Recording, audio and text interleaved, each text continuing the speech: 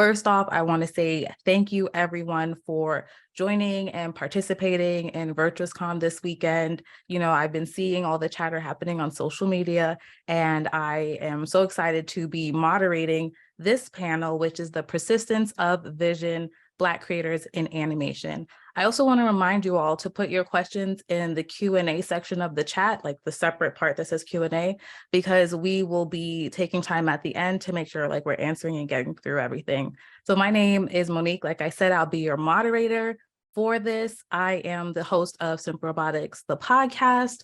I work in the animation industry in production management, and I'm also the co-founder of Diverse Tunes, which is an organization that amplifies Black and diverse talent within the animation industry. So I'm going to get it started, and we're going to bring up our panelists. I'm a little confused. Are we going to bring everybody up at once? Is it one by one? How are we going to do this? Okay, sure, yeah. I'm going to enter my podcast in the chat also as people are entering. Let me do that. You might hear some tapping. I don't even know. One more. Well, as they're coming in, let's start. Let's have Frank. Can you tell us a little bit about yourself, like your super extensive work history, in case there's people in the audience that are not familiar with you? Yeah. So first, thanks for having me here. I'm glad to be back. So I'm glad and grateful to be thought of. But yeah, Frank Abney, animator, director, wannabe writer, and I've spent time working in games and jumped into feature, worked on films at Disney, DreamWorks, Pixar, and development and directing at Netflix, and currently finishing up on some animation on Across the Spider-Verse, part 1. Nice. And Danson, can you introduce yourself, please? Yes, my name is Danson Njoka. I am the CEO of Kugali, which is a platform for African visual artists. I'm very excited to be one of the newest people in this space, having not had the opportunity to be an artist growing up, but now being at the head of an organization that is producing Iwaju, which is our original animated show that'll be on Disney+. We have a few other very exciting things in the pipeline as well, that we'll hopefully be announcing in the next couple of months and years. Nice. Kimson, also, we were on a VirtuousCon panel last year, so it's nice to be reunited. Can you tell the viewers a little bit about yourself? Yeah, thanks for having me again. Kimson Albert. This is my 30th year in animation. Started as a low end, what they call a cleanup artist, and I started in the analog age, and now it's all the digital age, and still here though. Worked my way up through the ranks and animation directing, and now I'm actually working on a show for Disney television animation that's going to premiere this summer, I believe, and always have had one leg in independent creative endeavors, freelancing as a director on side projects. But yeah, really happy to be here with all these this panel. If I wasn't on this panel, I'd be watching this panel. Thank you for having me. Yes, and then we will go to Everett. Hi, my name is Everett Downing. I've been in the animation industry for over 20 odd years now. I've been an animator, story artist, and most recently I've been executive producer, writing, directing on an original series for Netflix called My Dad the Bounty Hunter, which is out now. And I'm super excited to be here with this amazing panel, and can't wait to have this discussion. Let's get into it. And last but not least, Lydiah. Hi, greetings humans. I am Lydiah Mugere from Kenya. I am the founder and creative director at Naota Studios, which I consider myself a digital artist because my main goal is to preserve African history through a more accessible medium, such as digital arts. So I have been through, I usually have my hands in everything from VR, animation, video games. Mostly, I handle most of everything. And currently I am auctioning off a project. I can't quite disclose who the buyers are, but I'm auctioning off Kawia's Adventure, an animated fantasy film set in pre-colonial East Africa, so that I can because I thought if anyone else is going to tell my story, the story of my heritage, it might as well be me. But half the time, they don't do it very well. So yes. Great. Thank you. Thank you all for your introductions. My first question for you all would just be, what encouraged you to pursue a career in the animation industry? Whoever wants to go first can take it away. So I'll jump in there so we don't have to pause. I'd say I didn't really see myself doing anything else really, like there's I think the drawing and the getting into storytelling as I was as a kid and putting these characters into my own situations is like even though I didn't know what all that was, like I knew I wanted to be a part of it in some way. And everything else, when you're in school and you're getting ready to graduate high school and all that, and you have the careers and paths that you can go, like it's like none of those were like the thing that like brought something special out of me and what I felt watching those and how I connected with it. So that's how I jumped in.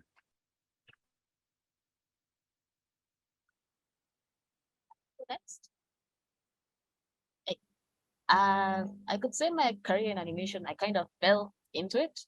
Mostly it was mostly because of a guy named Brian, because as I was in my first month of university, I was trying to look into things. I wasn't sure what I'm going to do with my life.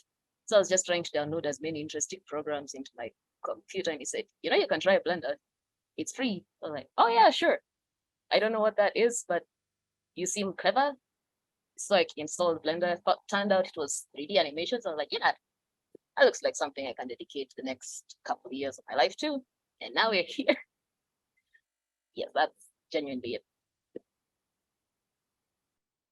Maybe a similar story for me. I grew up in Kenya. I trained I studied in Boston. I trained as an engineer. Never imagined I'd be in animation. But I had a personal project I've been working on for a couple of years with my grandmother, who's 100. And animation seemed like a medium to be able to tell stories that couldn't be told otherwise.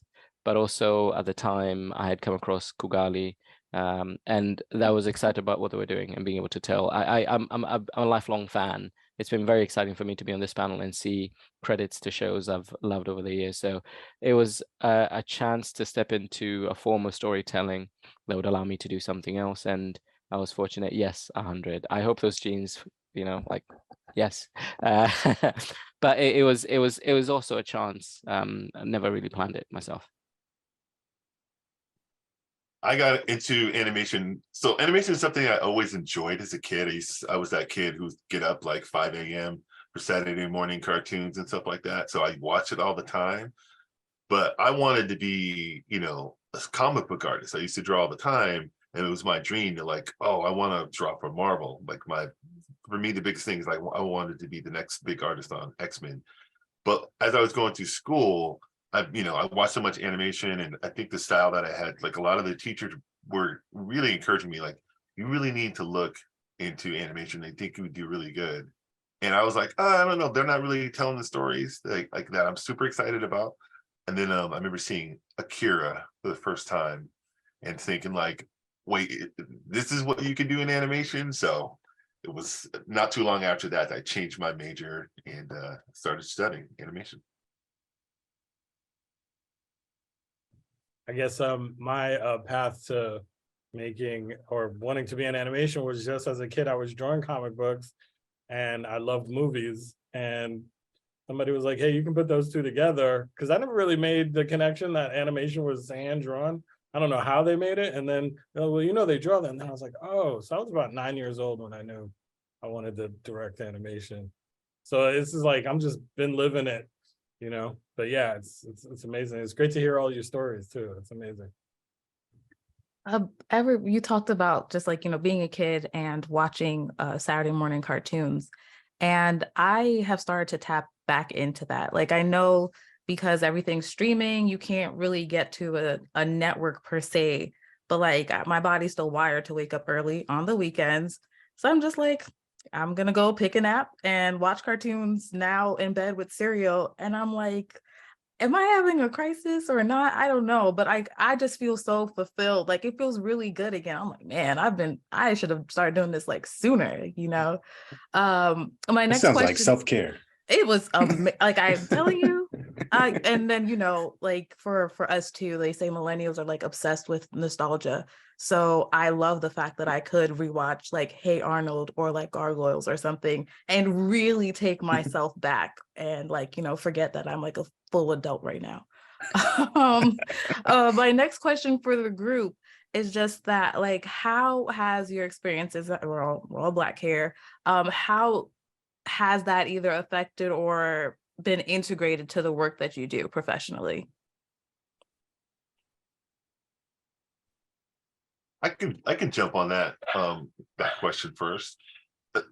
It's kind of, I mean, for me, going into animation is something that I wanted to do because I was really passionate about the art form. And as I worked over time, I feel like a lot of people they're motivated by things that happen in their lives, and like everyone has their unique outlook. And for me, the thing that kept speaking to me is like as I was working, I wasn't seeing like a lot of representation, and I wasn't seeing a lot of Black faces in some of these studios, and that started to kind of call to me. And I felt like, what, I'm here, I'm doing this, and I want to be able to like represent my people and get out here, like show like, hey, this is a space where we all can be in. Like, you don't have like, this is not something like, I wanted to kind of demystify a lot of it, right? I want to show like both behind the scenes and on the screens. It's like seeing Black faces and kind of normalizing it, to get really get people like into the art form.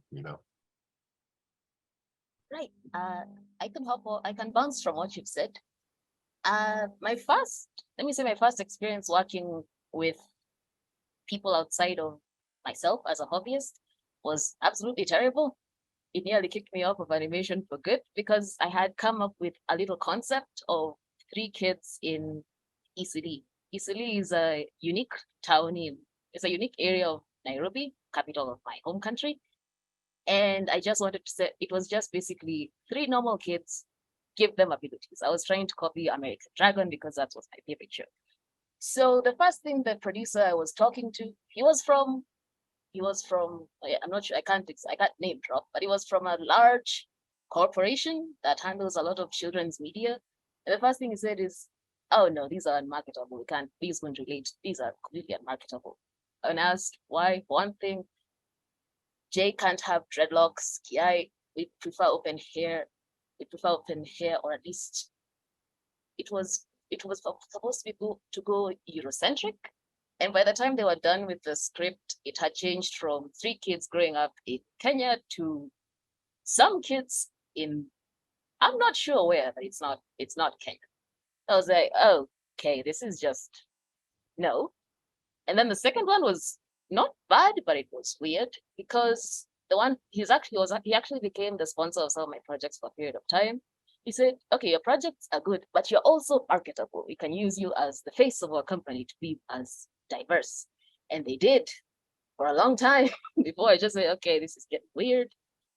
So I would say that, but then the third experience, because I grew a bit older, it became and had grown kind of a voice. Like I would say, no, this is what I want the project to go like, and this is how I'm going to do it. So finding the voice was the hard part. Starting out was interesting. Very, very weird, to be honest, but interesting.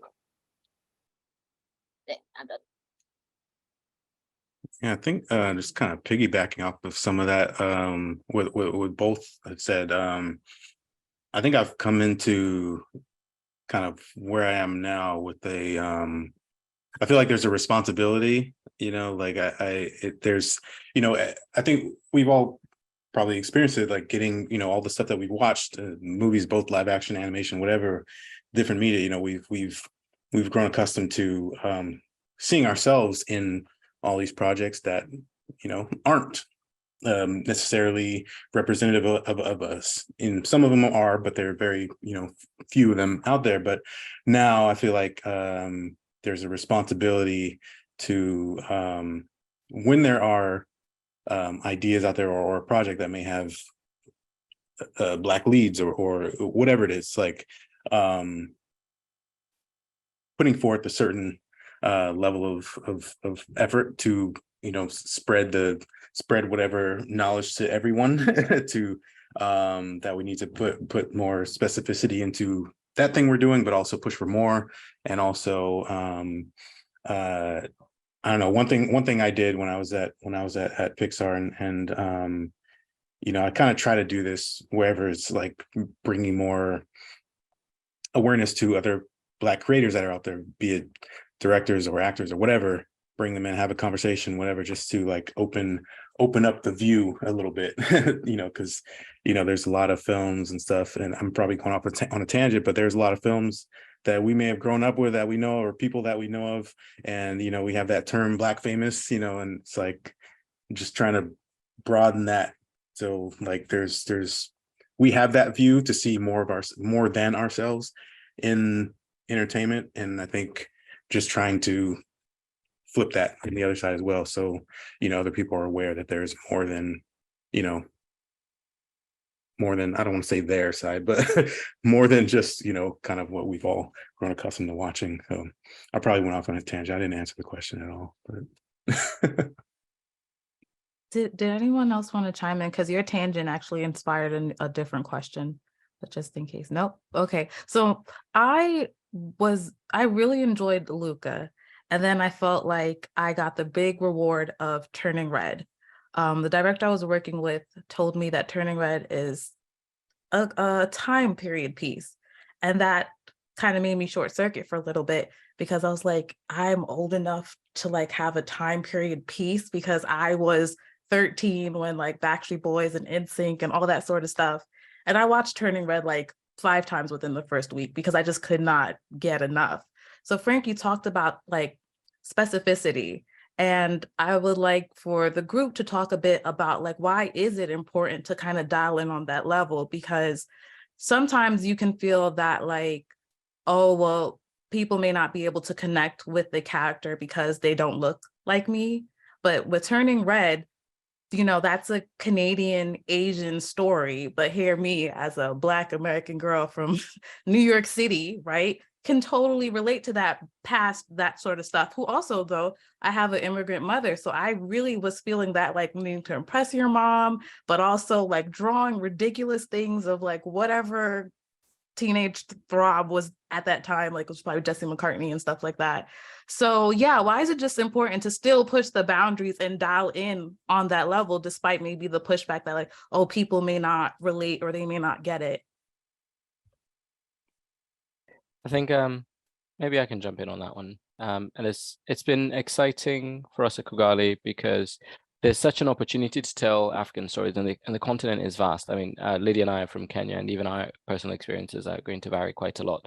But there is a lot that is, and the thing that draws us to stories is those common human experiences, whether it's love, whether it's hope, whether it's fear. Those threads are universal. But the reason we want to tell our stories is our experiences in particular are different, because the way the world is, we're going to live in it differently. And we've encountered that in our work. It's one of the things we've had to learn to push quite aggressively on, because there's a way we've been seen. And if we don't take the reins, if we don't show the distinctiveness of who we are, we also won't share the experiences that we have that other people may be blind to, or we may be cast in a particular way. So we found it possible to both balance. What makes that compelling story is the thing that is universal. If you're seeing a mother in Isili in Nairobi or a mother in Detroit, the love and care they have for their child will be the same, but we can show the difference in the kinds of experience and the culture and the richness that is theirs, that actually people are quite drawn to, because otherwise all you're doing is repeating the same narratives, the same stories. So if anything, we're really leaning into the distinctiveness, but remembering that the thing that will resonate is those common human experiences. Yes, and just one sentence to piggyback off of that. The way Monique has just lit up describing Turning Red, and the way the Little Mermaid, Ariel, when the trailer dropped, we just saw videos upon videos of little Black girls being like, yes, freaking finally. That emotion, if you're in the room when that happens, that's kind of the importance of specificity. You're just like, oh, it's such a small thing. It's just Hailey Bailey. Hailey Bailey. Yeah, it's her. Sorry, English is hard. It's her on a screen for a couple of seconds in red braids, but then you just got a deluge of kids. Just their week has been made. And that has to be worth something. Right? It might not be worth something financially, but it has to be worth something.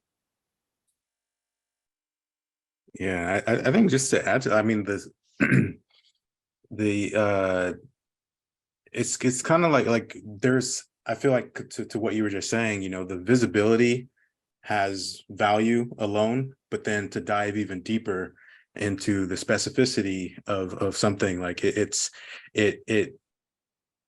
I feel like personally it shows a certain level of importance that particular walk of life has. You know, you're putting something into a project. You're not just checking a box. You're putting into the project, but also you're thinking about how this particular person navigates the world, and that matters because we all have a different point of view and a different place in this world and how we navigate. And we come from a place that, you know, although we have similar experiences, they're not exactly the same. So it's showing that we all have an important place in this world. And I think, yeah, that's for me, that's why specificity is so important.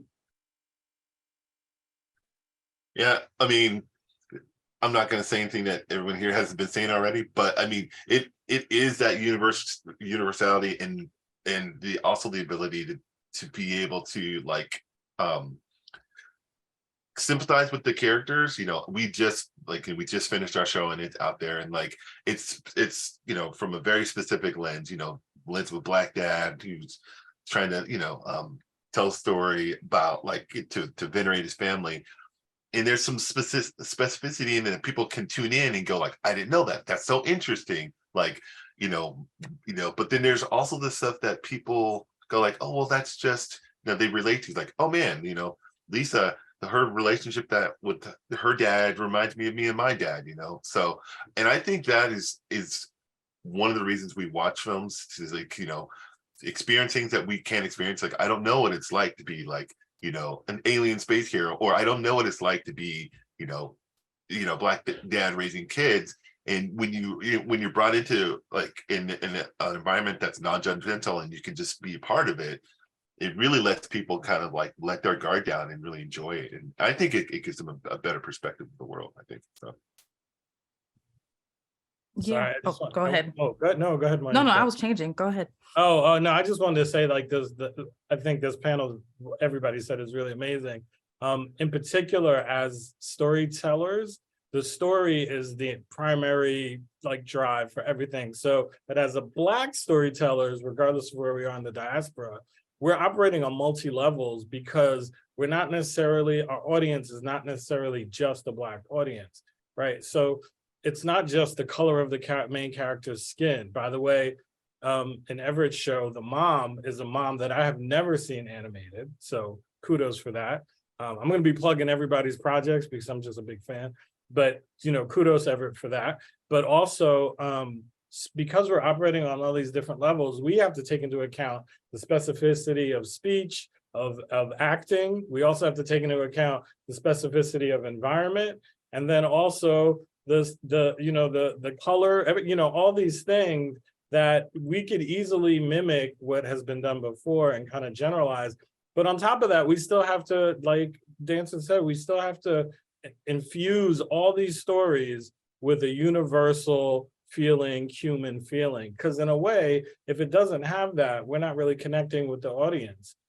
Actually Black or any other audience, really, you know, because your story can only get so far on details without having some sort of, you know, deeper emotion. And I didn't mean human as you know, characters can be whatever, but what we're reflecting, these emotions, you know, in my opinion, those still have to be there. And then you can season your chicken any way you want.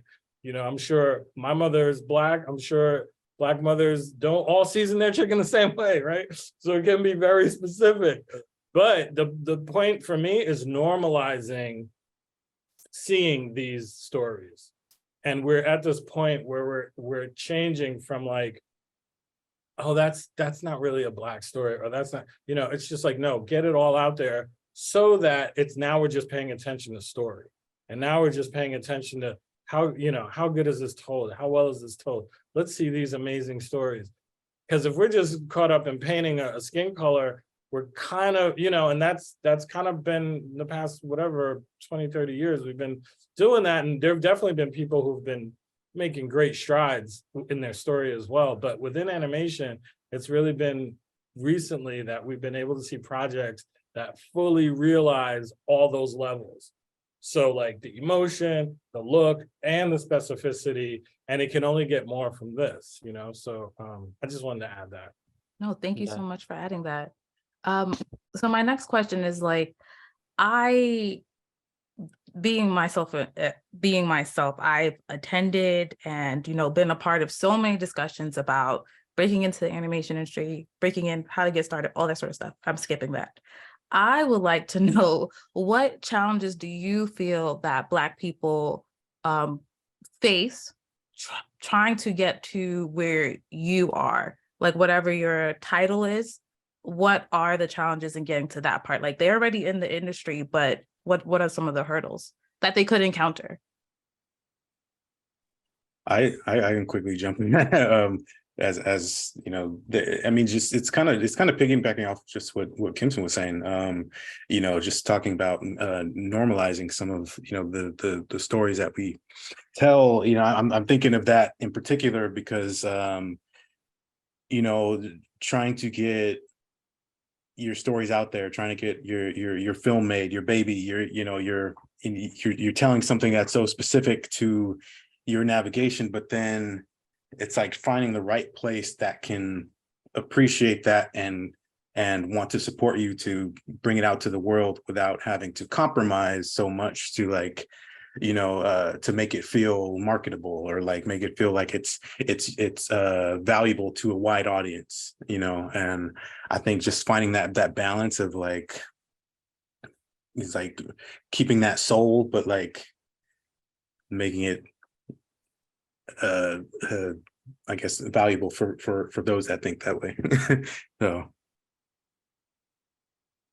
On top of that, in the year of COVID, 2 years, I think it was 2 years ago, 2021, one of my projects had received some funding assistance from Sony to get it off the ground from concept to development.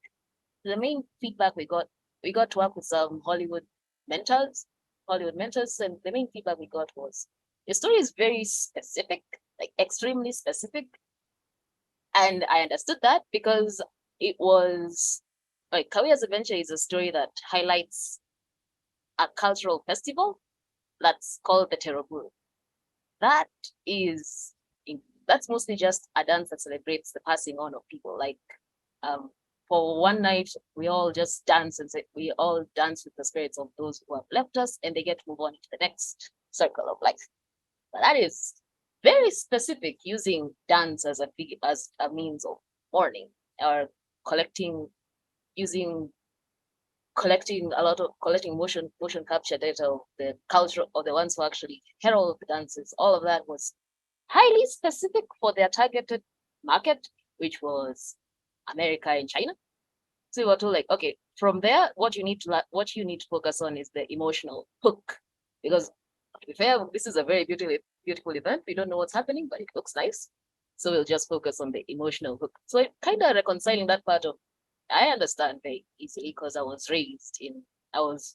where I was raised. I know what I'm talking about, but they don't know what I'm talking about. So they think, let me just say, learning to accept that not everyone gets it is a pretty big thing to get over. But once you do, you will be significantly happier. Yes, it will not. There's always that one person. There's always that one who just doesn't get it. And that's fine. Just accepting that, it's fine. You will be much happier, I assure you. Yeah. I mean, I think there's a few hurdles that, some of them I think it's just kind of where we are in terms of, as a society, because I mean, the door might be open, but like, and people might be receptive, but there is this sort of misconception of like, oh, I'm going to need help to get you at a level where you can like make something that's going to be profitable or whatever. And I think a lot of that, like, I think there needs to be more, people of color in some of these executive positions who can actually look and be like, no, there's an audience. There's a huge audience for that you don't know about because you don't spend any time. You don't know anything about that. So I think that's a huge hurdle that we're going to have to get around. And I do think there's just kind of a lack of knowledge of like all the audiences that are available. And then there's also, I think the biggest thing you're going to fight against, I think, is just the tide of IP, right? The tide of like things that out there that are established that are kind of, well, why would I want to make this story about this African festival when I could just make something about, like a job, like Jawas or whatever, you know what I mean? Like, so those are the things that we got to sort of like, that's going to be sort of the biggest hurdles, so, executives, experience, or the perception of experience. It's funny because, I've heard it's like, oh, there's not a lot of, I don't know a lot of Black directors. I'm like, I know a ton of Black, I know a lot of Black directors. Ask me, so. I think following on that, I'd probably say some of the challenges I might be experiencing is the struggle in being in a space that is predominantly white, if we're honest, but also predominantly male, Lydia, looking at this panel. So telling our stories in an industry that's predominantly not us will be harder because the way it's received, we're going to have to pitch it, sell it harder. We won't have people that get it, Lydia, like you said, but it'll also, I think part of that struggle will mean that the stories aren't valued. And so at Kugali, one of the things we've been grappling with is we've stepped into storytelling, by the way the industry predominantly works is commercially. So how do we look at telling stories in ways that won't be valued by that industry? So might there be non-commercial ways you go? So we've looked at crowdfunding, we've looked at working with studios collaborative to tell stories, to build them out to get to that point. It will also be finding other people that within the space, because we might often be working in little silos. Everett, you said you might know directors, but how do other people know? So how do you how do you network with people? How do you know the people that are working within the space that will also be supportive and allies? I think there are people out there that want to help, but finding them, that might be a challenge. So reality is, and that's the reason we have this panel, it's going to be harder for us, but it is possible. And there are people that want there to do that work. So, yeah. All right. Thank you, Danson, because you actually perfect to get into my question that's actually for Lydia, which is like your presence here on the panel, I believe is quite representative of Black women in the animation space, how sometimes we can be one of one in a room or one of very few in spaces with Black men in the industry. So just how do you navigate your race and your gender in the work that you do?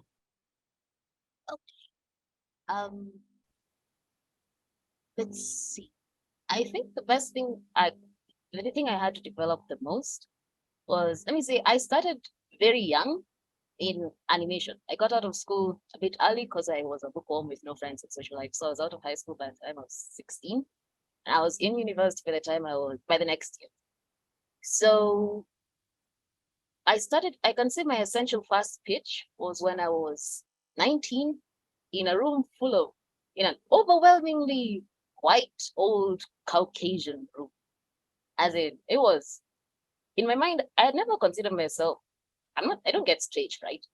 But at that point I was like, oh, this feels odd. Because it was me, a 19-year-old, and everyone else is 50 plus, and they all have European accents. So I think the colonizer thing was the bells are ringing. I was like, okay, I have to. So that pitch went horribly. It went horribly. I froze. I was like, okay, yeah, this is my project. This is what I'm doing. Bye. I'm going home. I have exams tomorrow. So I just kind of abandoned that one. But afterwards, one of them approached me and said, your project was good. You're just afraid of the crowd. I didn't want to bring it out. I'm not afraid of the crowd. I'm afraid of you in particular, because I didn't feel like I belonged there. So I think what I had to what I had to build was understanding that I belong where I'm staying, just on merit of the fact that I'm alive.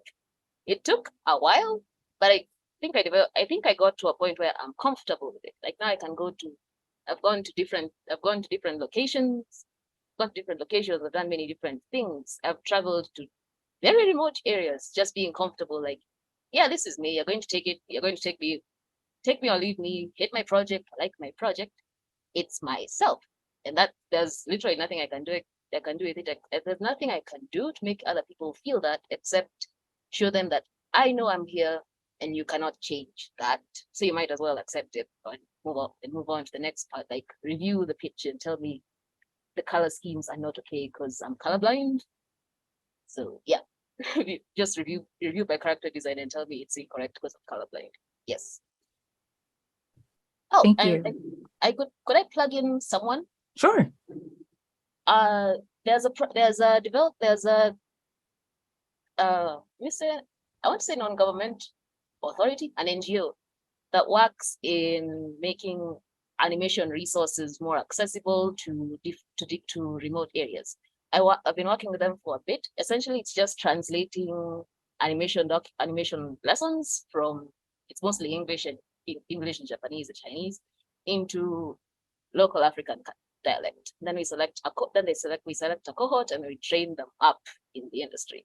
So they are the Lydiah Foundation. They're mainly focusing on women because, yeah, it's a small space, but they've been doing it for a while. I was stationed in Zanzibar for about a month, setting most of everything up last year. So if you look them up, they are great.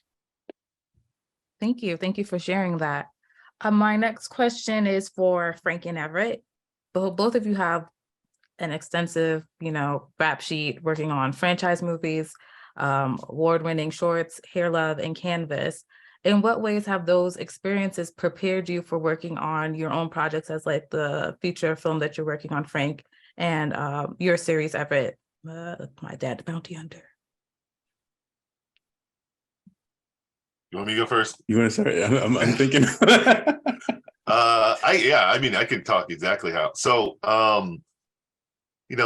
Monique, we go way back, right? So like you were, but Frank too. I mean, you guys worked on one of my first shorts that, I tried to put together a long time ago. And that was literally put together out of like, I want to get this out there and I want people to see this and I want to prove to myself whether or not I can do this, right? So it was literally something where I was like at the sort of fork in the road when I was deciding, well, I could chill out and just be cool and just keep animating, not worry about anything. But I got this hunger, and I really want to like make content that speaks to Black experience and for a wide audience, right? So jumping in there and just doing that, like you would be surprised how far that can get you. Just being able to, like, if you try to do one project, you will learn so much. You'll learn a lot about yourself. You'll get a lot of respect about the process itself. And in my case, that first project didn't work out, but it didn't work out like not for lack of trying. It's like you just appreciate like how much of an undertaking, like how much money, how much energy, how much of people's time, that you're putting into it. And I thought like for where we were like super successful and it looked beautiful, right? I think it's amazing. But just having that experience, by the time I did get to a position where like, just doing that short opened up the doors for me to be a good candidate for Hair Love, right? And then that sport, something that's well sported, and you're getting money, like that's, I'm just taking all those lessons I learned from that initial short and reapplying it. And then even on a bigger scale with My Dad the Bounty Hunter, it's like I got so much an appreciation for people and artists and just the ideas of morale and like what goes into it. Like it's pretty amazing. One of the things I felt was everybody should like try to run a short program, like try to run a short for just so you understand it. Like running a short made me a better employee. It made me like, oh, that's why they get real mad if I say I'm gonna show boards and then I push it a day or two. So they're on a schedule. It just you just get a better idea for like how things, like the responsibility of some of these positions are and why it's important. So I think it was invaluable for me. Yeah, I definitely second all of that. Like it's like in college I did a few shorts, and of course at that time you're doing everything yourself pretty much. And then to then, I worked on another short like when I got into the industry, one that I actually started to like get a small team on, and then that was one that kind of fell through. But then as I watched and helped out on other projects, like Everett's there's a few people around that were doing shorts that I'd pitch in here and there, um and then starting Canvas, as I was getting that started, and when Hair Love came up, that kind of helped me to then like provide what I provided, on an EP level, like trying to get like everyone everything that we would need, and try to work out a budget, like what kind of, based on the vision and what was needed, like how much money do we need, like what do we need to get, what do we need to get in place, and who, what medium, like the stuff that you want, may be difficult in CG, but we could do it if we did but maybe easier if we just draw it, or but then going back into Canvas and like getting that like fully going and managing like the different time zones, the different people, and their own wants, where they want to go, that outside of their own. Like I had one guy, Dylan, rest in peace. He was a rigger, but then he could do other stuff as well. Like he wanted to help. Really wanted to get into like cloth simulation, and so I gave him a couple shots to do the cloth sim on, and then he knocked it out, and I was like, okay, yeah, here's these shots. You can use them on your reel to talk to whoever. So like having that variation of different wants, needs, the personal life balances, and like all that stuff, like it prepared me for doing projects on a larger scale, like when I was at Netflix, it was like I think the number one thing for me was seeing my team as people first. Like I because being on the other side, as an animator on all these projects, it was, there's a lot of times where you feel like the director is like you feel the hierarchy basically, like they're untouchable, or they're, and I never wanted that. So it's like getting to know who my crew was, and like kind of what their interests were, and like what kind of like what's going on in the personal lives, like what, just everything that contributes to them on my crew, not just what they gave the project. I think that was the number one thing for me in terms of like what all that stuff helped prepare me for, with now kind of like getting my own projects out there.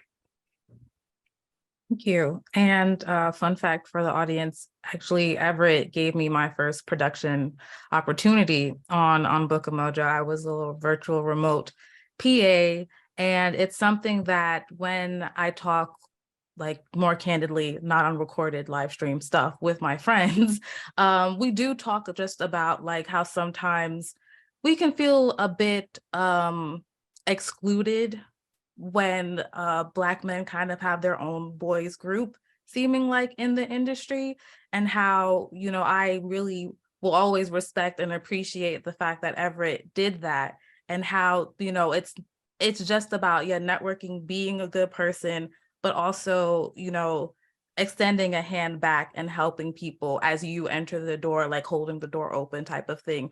And that does happen in the industry, and it's not something that maybe needs to be so like shouted from the rooftops, but I like that with our sub community within this industry, that we are very connected. Again, like a bunch of us actually know each other and seen each other. I'm seeing people in the chat shouting out different stuff. We're super connected, and we are like like our own little family in that way. So my next question is going to be to you, Danson. Can you tell us a little bit more about, is it pronounced Kugalia? Kugali. Kugali, sorry. Yeah. A little bit more about that. And then also what challenges or how are you navigating your challenges creating a space in a very Western and Asian industry? How much time do we have? Not that much, actually. All right, quick speed run through. Kugali is a platform that was created by fans of comics and animation. They wanted to tell their own stories, and actually a lot of the things that we've talked about on this panel are great for me to maybe drop one of the most ambitious projects we've got ongoing at the moment. We haven't announced this yet, so this will actually be the first time we're publicly stating this. It's called Kugali Academy, and it's a not-for-profit animation training platform that is collaboratively created by studios and industry stakeholders, because I didn't have the opportunity to be an animator, and I see my nieces and nephews now, and I realize we need to be telling our own stories, and the industry as it's created, and even education as is accessible at the moment, what we realize is that there are barriers that if you're white, if you're rich, it's going to be a lot easier for you to come into this space. If you're male, it's going to be easier for you to come into this space. It's going to be easier if you live in Europe as well. But if you live in Africa and you want to get access to Autodesk, we got on a call with a strategy team and said, let's go on the e-store. You can buy this software if you're on the continent. It costs 10 times the average living wage. So there are a lot of structural barriers and challenges that are going to be in place across whatever intersections, and especially if you're Black and female and queer and so on.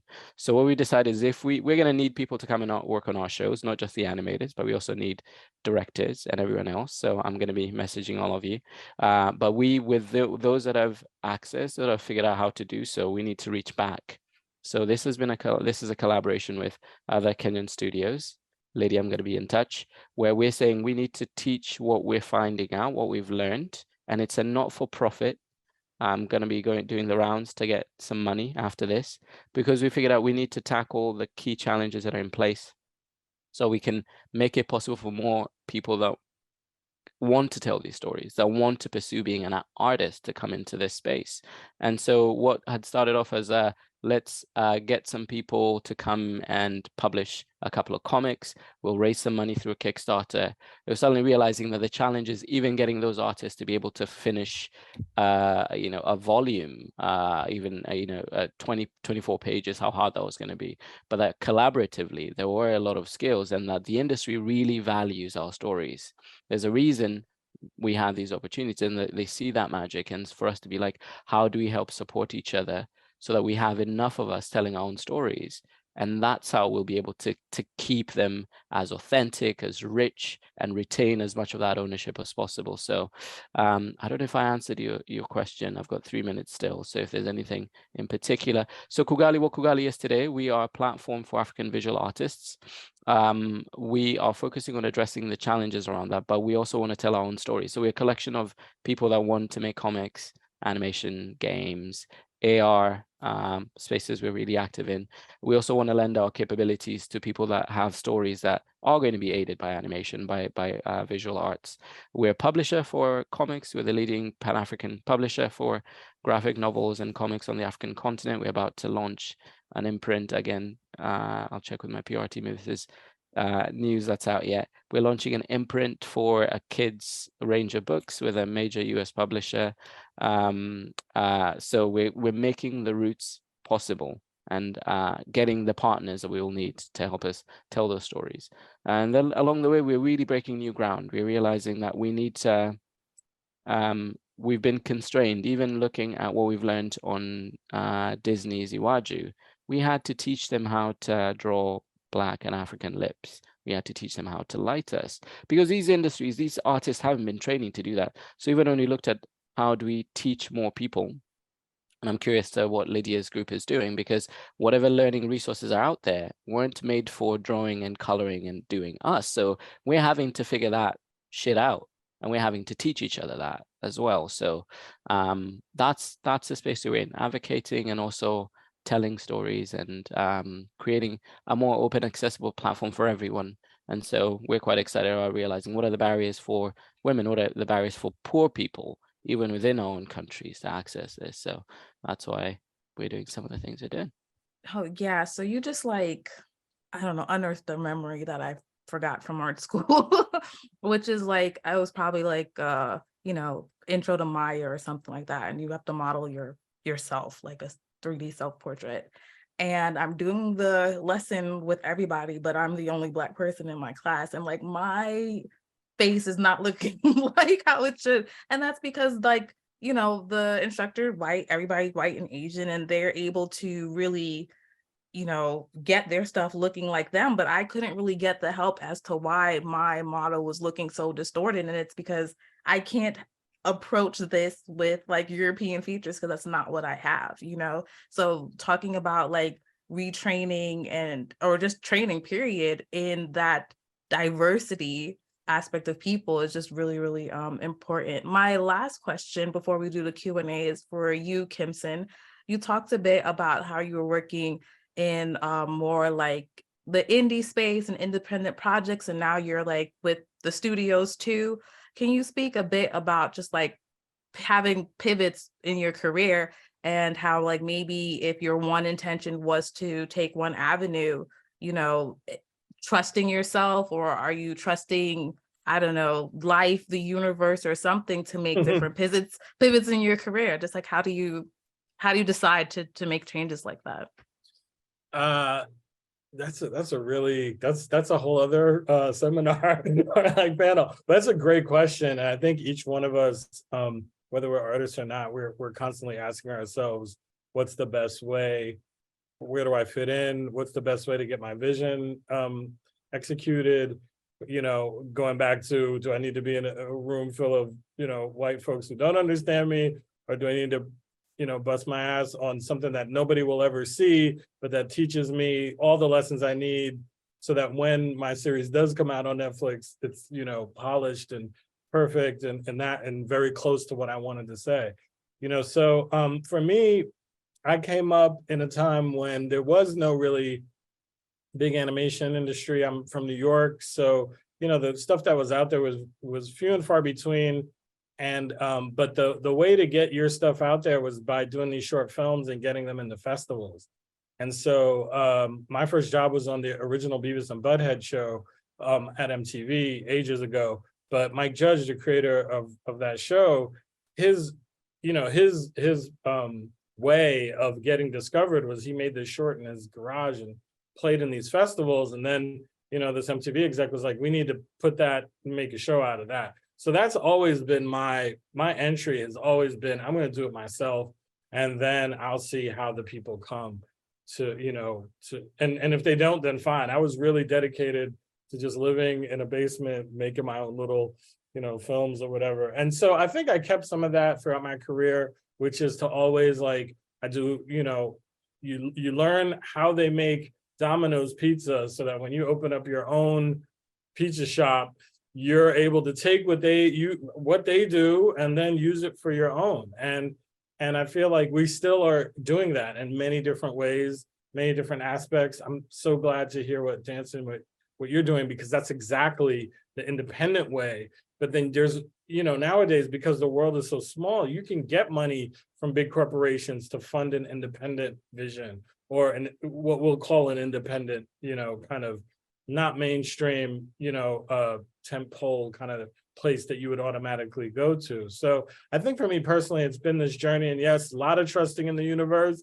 a lot of faith in, I'm still that 9-year-old kid trying to make a movie. I'm still trying to tell my stories. Even though I may be working with other people, I know I make other people's stuff look really good, but at the same time, and I do get joy in that. And then, I do have personal stories I want to tell as well. But I think it's always, I keep inside this drive that no matter where, if I'm working for somebody else, I do the best job. I do the work for myself, I do the best job. And that in and of itself, I think is just kind of a lifestyle that you just commit to, regardless of what's going on around you. So whether your deal falls through, whether you have it or not, whether you're, the lauded and you're at the awards, or whether you've never been to awards, in a way, it's a personal relationship that I think a lot of times, we talk about the industry a lot, but then as artists, we have a lot of struggle internally as well. And I think one of the things that I've learned is to really just stay,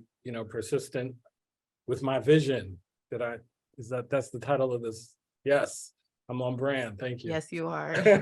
So, anyway, yeah, I mean, I don't want to go on too long, but yeah, just really all of those things, and it does take a lot of persistence to keep going. And I'm so like, I never thought that this would have happened. When I first started, I was bright-eyed and I wanted to see Black things everywhere. And I pitched all this stuff when I was at MTV. And they were like, and I was like, man, they're missing it. And this is hip hop, right? This is like when hip hop was really big. I'm like, y'all are missing this opportunity. Anyway, yeah, that's my spiel. Thank you. So I'm picking through some questions from the Q&A part. I believe, I'm sorry if I'm mispronouncing your name. I'm going to say Shia Smith. It's talking about coming from the comic world. As artists, how do you come to the story? Do you go through character, through world building, through event? I guess I'll jump in. Someone else jump in too. I'll just say, the advice I got was like, and it was great advice that I used. It was the plot is going to be changing. The plot, just thinking from a film perspective, like plot could be changing, shifting, whatever, but like nailing those characters that you can, navigate any situation with. Like, I mean, that's the goal for me. So I mean, I know people have different approaches, but that's something that really stuck with me. Okay. I write a lot of fan fiction. So mine is I mostly start with characters. Like, would it be cool if this character was in this situation? And then I just go from there. It changes a lot. And sometimes I might modify the characters themselves.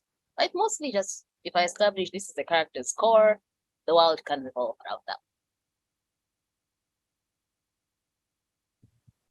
Okay. The next one that I have is from Anonymous. If one is hoping for the long shot of their fantasy book becoming an animation at some point, would you recommend that the writers write in a more visual style or write their own treatment? Long shot success aside, of course.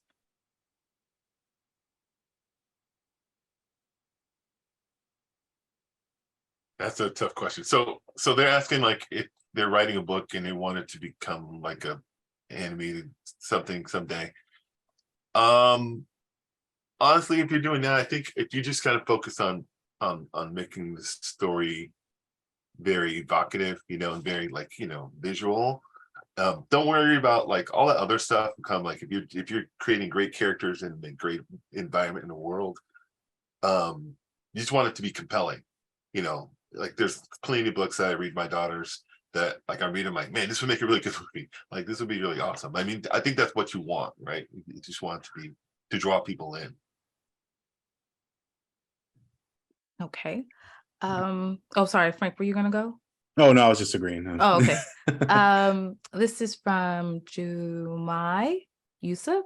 So just with the news of different studios and streaming platforms having massive layoffs and removing shows from their platforms, it seems like the state of TV animation, is just really, really rough. So how does it feel for anyone who wants to answer, working in the industry, and how do you feel about the future of animation? Anybody want to jump in there? Yeah, maybe I'll jump in. Oh, yeah. Sorry, go ahead, Danson. You go. No. I was gonna say it has been a bit hard because you had conversations going on with execs everywhere, and they're like, "Nah, we're not buying anything for a while." But the value of stories and this kind of storytelling isn't going away. I think if anything, there are, and I think it's been helpful for us to look outside of the US market as well, because there are audiences world over. The African continent is one of the fastest growing populations. There will be need and demand. So keep at it, keep working on your stories. That dust will settle, and maybe it means that the business changes a little bit, but us telling stories, which is why we have to be creative about how do we figure out making stuff that isn't, we're not just thinking about getting it to Netflix, we're thinking about an audience will love it, and then finding ways that might happen. Just to kind of detail off that, part of the nature of the business is it is a shifting beast. It's like there's going to be like ebbs and flows, and that's just a part of it. One thing I think there is a very unique opportunity now, where it's like, one reason you're seeing a lot of cuts and people are trying to like save money or whatever. And I think that's the perfect time for you guys if you have like comics that you want to do or like books you want to write. Now's the time to do it. Like low impact stuff that doesn't cost a lot, and you can get your stories out there, start building an audience, start like building an appetite for that. So when it eventually like pops back up and people are looking for stuff, they're like, oh, you know what? There's that really great thing that, Frank Abney, published the kids book. Let's do that, So I'm a big advocate of like, Black people being able to like get out there and get our content out there, especially in books and comics and that sort of thing. I can hop off of the last bit. If I combine what you've said with, there was a very prolific comic book writer that passed on about 5 years ago from Kenya. His name was Barasa. His works went quite ahead, but the main thing he said is build and they shall come. If you build something, the world has 8 billion people now, and if even 1% of that sees your stuff and says, "Oh, yeah, I like this is what I vibe with," then they will. People have a tendency to support arts that they like, but it has to be built first. It doesn't need to be polished. It doesn't need to be perfect. It just needs to be a thing, because you can't exactly support air, non-existent things. So I know things are a bit rough right now. Like I've had some discussions with a couple of publishers on maybe scaling back budgets. They don't want to cancel it because it would be a bit awkward to cancel anything in Black History Month. So they're just scaling it back. But the fact that it's built so that they can show up, you have to build something so that they can show up. So yeah, just build and they will come. All right. This concludes our panel. Thank you everybody for putting your stuff in the Q&A. I'm sorry we could not get to everything. It was so good.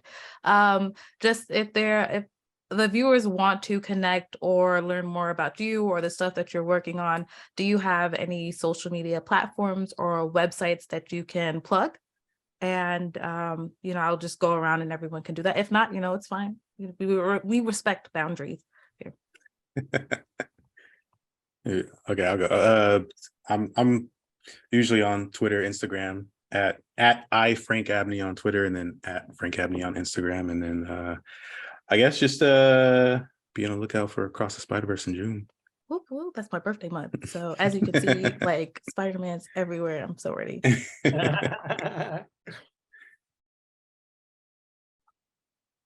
Yeah, I mean, I have a website, edowning.com, EDOWNING. It's horribly out of date, but I mean, that's one way to reach me. And also you can find me, I'm on Twitter and Instagram. I think they're both edogdowning. So you're probably there. Or I think Twitter, I might be at Mr. Scribbles, Mr._Scribbles. I'm at, sorry, go ahead, Lydia. Sorry. Oh, no. I hardly use social media except outside fan works or the Owl House, but I go via Poppy Hin, like Pop P. I'll put it in chat, but that's the best way to reach me.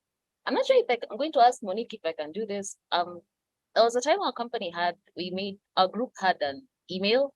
It still works because some kids use it to send us fun arts or stuff. So I can put that, if I can put that in chat, and if they want to reach out, that's okay. Yeah, you can put it in chat. It looks like the Instagrams have been populated, so you guys don't have to worry about at least typing your Instagrams, but the email you can put in the chat.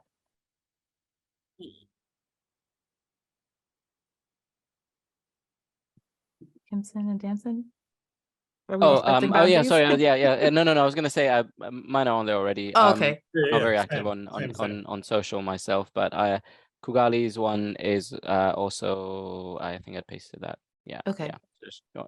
That'll be most up to date. That's where the news is dropping. So Thank you. Thank you. So thanks everybody for joining us for this Persistence of Vision, Black Creators in Animation panel, and connect with VirtuousCon on all social media platforms. That way you can see the remaining stuff. You can see all the people that's been participating, and they are also on TikTok. So if there are any people that's on TikTok like myself, you can go check them out over there. And again, thank you everybody for taking the time out to participate.